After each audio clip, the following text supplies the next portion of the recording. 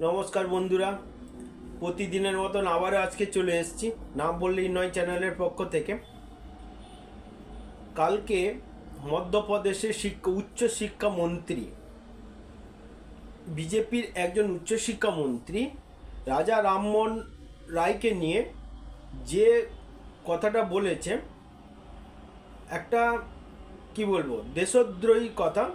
দেশদ্রোহী যারা কি বলবো, ইংরেজদের তাড়িয়েছে তাদেরকে বলছে যে ইংরেজদের দালাল।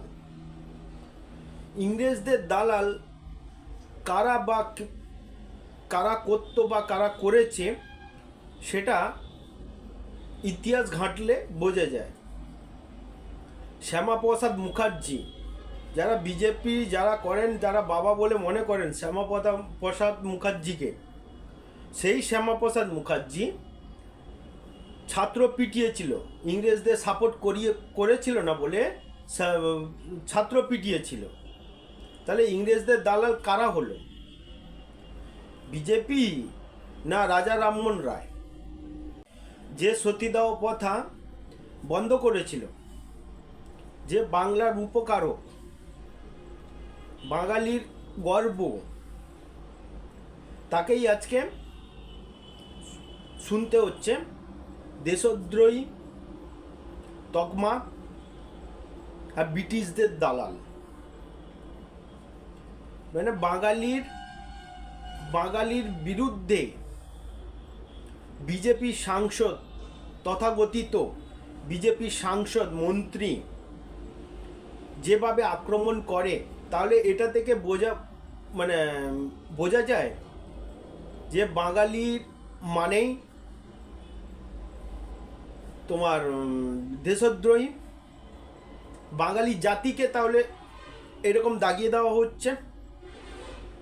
আমাদের পশ্চিমবাংলা না থাকলে, পশ্চিমবাংলার যেসব মানুষেরা ব্রিটিশদের সঙ্গে যুদ্ধ করেছেন, যারা দেশে স্বাধীন এনেছেন, তারা তো পশ্চিমবাংলার অংশের মানুষ, বেশিরভাগ মানুষ। পশ্চিমবাংলা না থাকলে আজকে দেশ স্বাধীন হতো না। বেশিরভাগ মানুষ আমাদের পশ্চিমবাংলার, বেশিরভাগ মানুষ, সে নেতাজি সুভাষচন্দ্র বোস থেকে, ক্ষুদিরাম থেকে যতজন মানুষ আছেন, তারা তো আমাদের পশ্চিমবাংলার মানুষ। তাদেরকে দাগিয়ে দেওয়া হচ্ছে। তাহলে কি বাঙালির বিরুদ্ধে বিজেপি শাসিত মধ্যপ্রদেশের মন্ত্রীরা?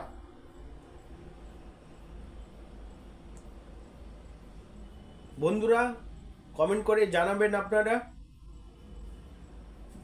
ভিডিও লাস্টের দিকে ভিডিও ক্লিপটা দিয়ে দেবো, আপনারা দেখবেন, দেখে আপনাদের মতামত জানাবেন।